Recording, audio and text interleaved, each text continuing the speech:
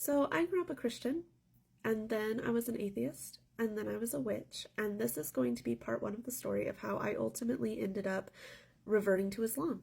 I took my Shahada a little over a week ago, and I am so happy. I have never felt this much peace, but it is a long and involved and difficult story.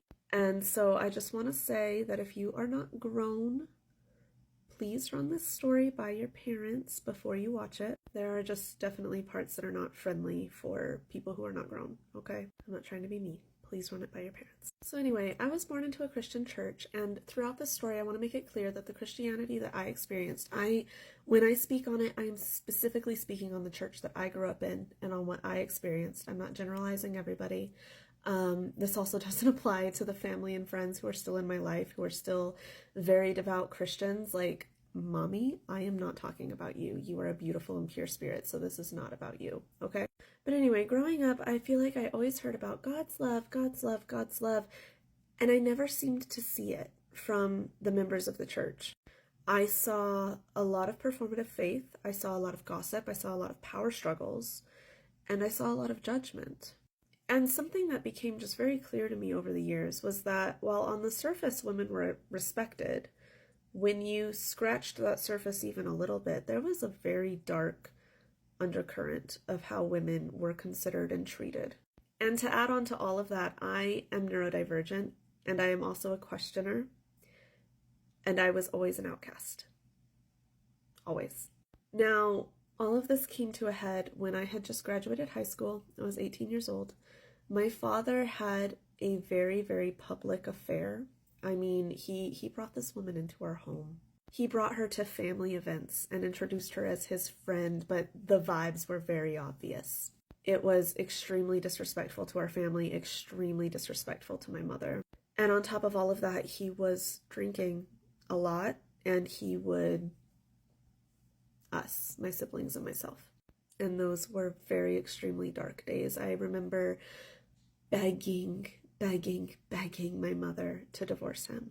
And she finally did, which was incredibly brave of her for her situation, her generation, her culture. And do you remember how I said that when you scratched the surface at the church, the way women were treated was just awful? So even knowing the full story, the church cast my mother out for divorcing my father and for failing to forgive him.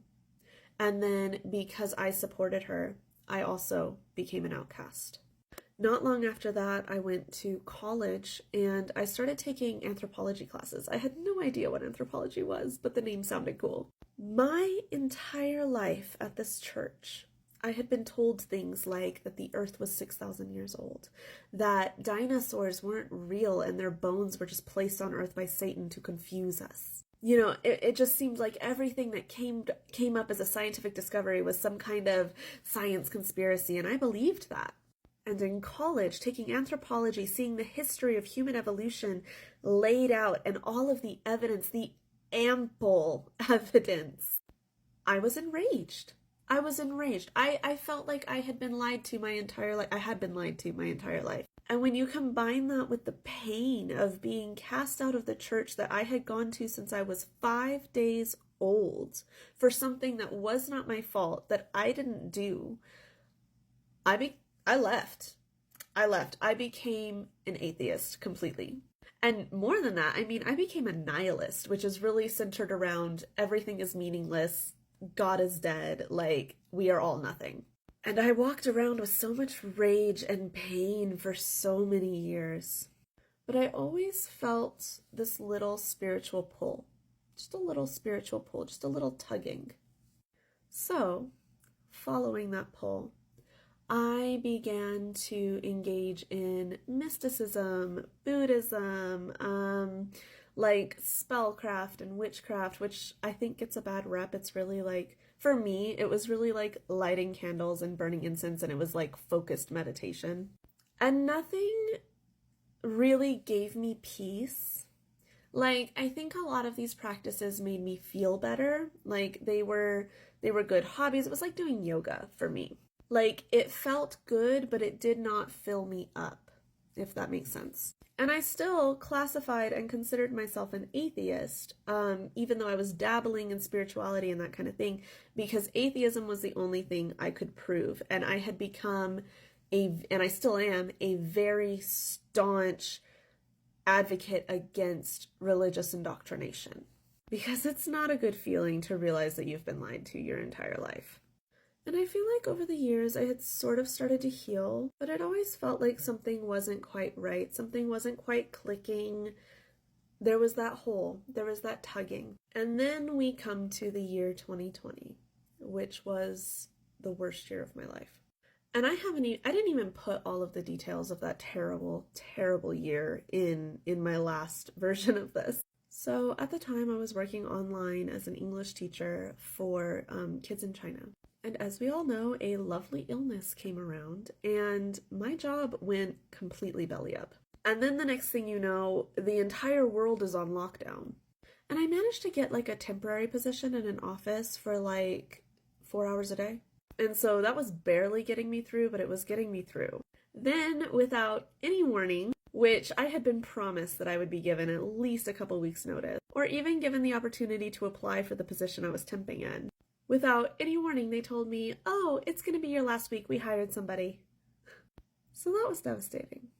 Now, the same week that happened, the same week that I found out that I was losing my only income, I was brutally SA'd by a man.